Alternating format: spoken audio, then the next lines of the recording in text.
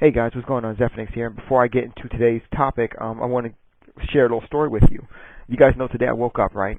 And I did everything I needed to do today, which go to work, open up a new bank account, do a lot of things, you know. I have a nice little weekend coming up, and, you know, hopefully I'll be able to share some pictures with you guys, you know, about my little weekend. And you know me, I'm not a going out kind of guy, so if I'm spending time with someone who I'm really interested in spending time with this weekend. So, you know, I definitely can't wait for that. But here's the thing. So we went ahead and when I got up this morning, I did all my work, and I decided to go ahead and crack the books open, you know, because I got my my tests coming up soon. So before I did that, I figured I'd do on some gaming. So I went to go play Little Big Planet, only to remember that, oh yeah, I don't have my PlayStation 3 no more. So it was funny too. I'm sitting there looking all over for the controller. I'm like, what the hell? And like, oh right.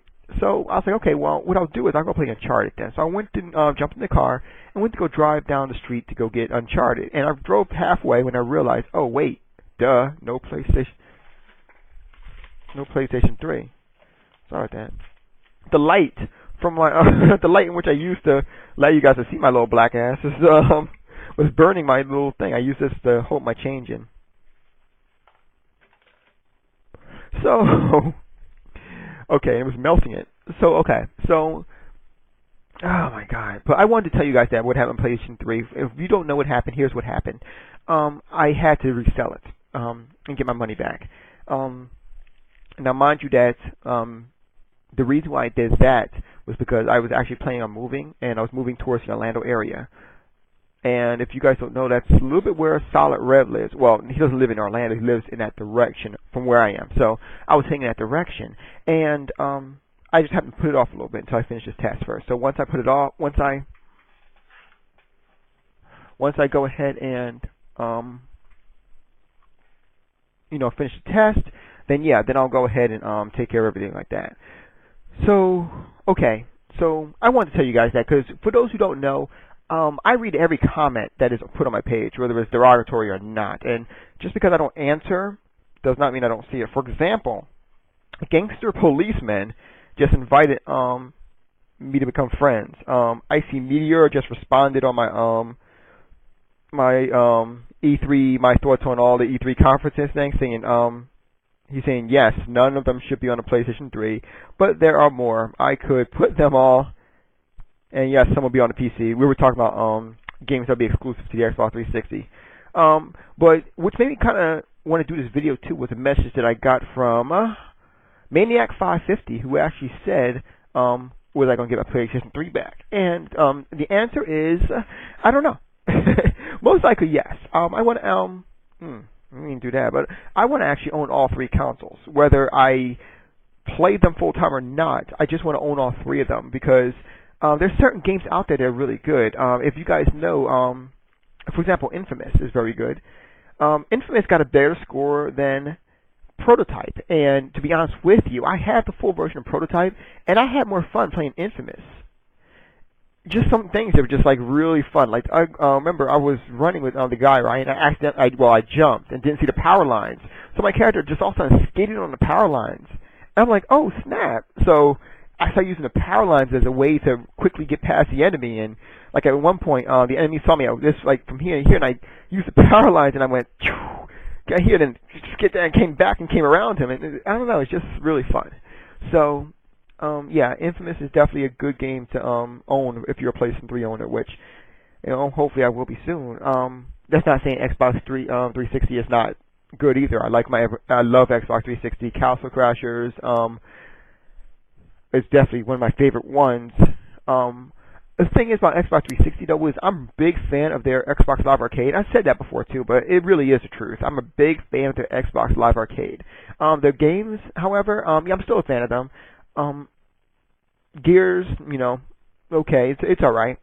I really haven't played it too much to really give an exact what I thought about it, but there's Gears out there. There's a whole bunch of games out there. Now, the thing about that is that the games I actually do like on Xbox Live, or rather Xbox, are the games I can get on PC. Now, mind you that I'm saying that it's the games that I like on there. There are certain games that I do like that I wish I can play too, like Fable.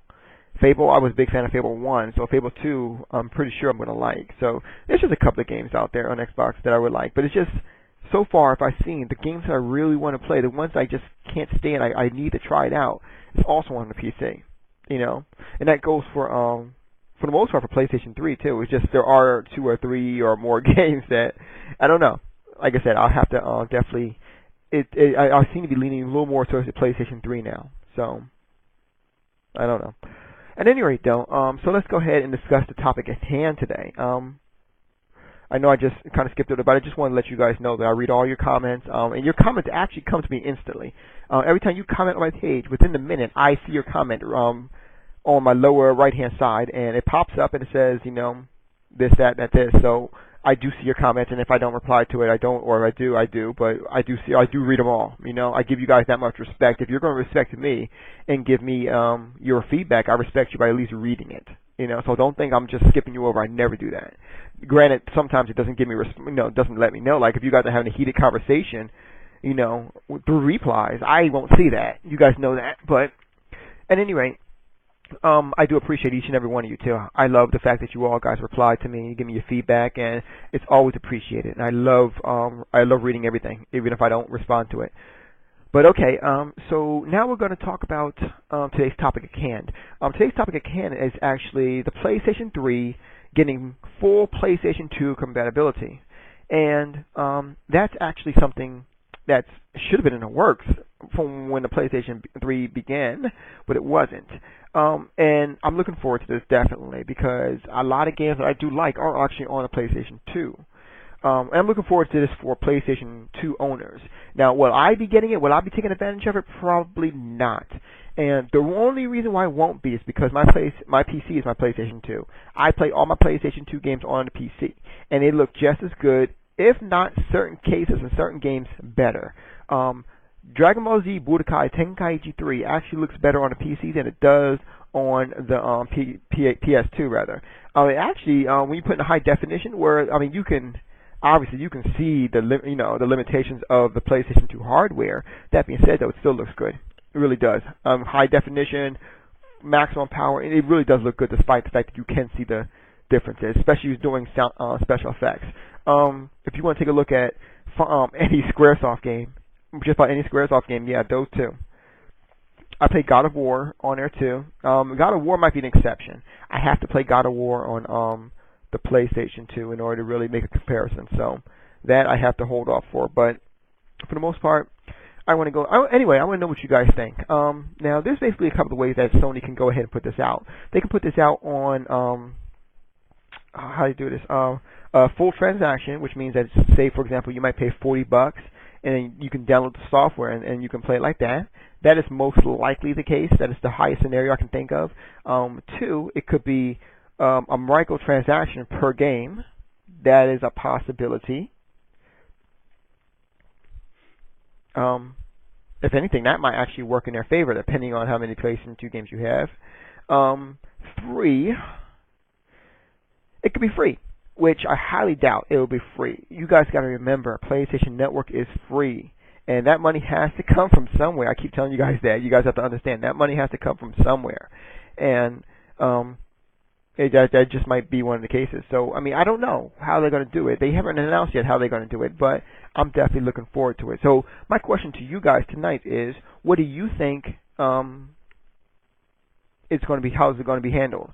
You know, obviously, most likely one of those 3 will be the actual answer, but I'm sure there's other answers out there that I haven't thought of that you guys might come up with. So I'm interested to know, how do you think that Sony's going to handle distributing the PlayStation 2 emulator? And they say it's not an emulator too, but be honest with you, an emulator is basically something that emulates the game, emulates the original, rather emulates the target or copies the target. Well, it fakes out the game to think that it's playing on its target system, when in fact that's exactly what the program for PlayStation 3 will be doing for the PlayStation 2 games. It's going to be actually playing the PlayStation 2 games on the cell processor.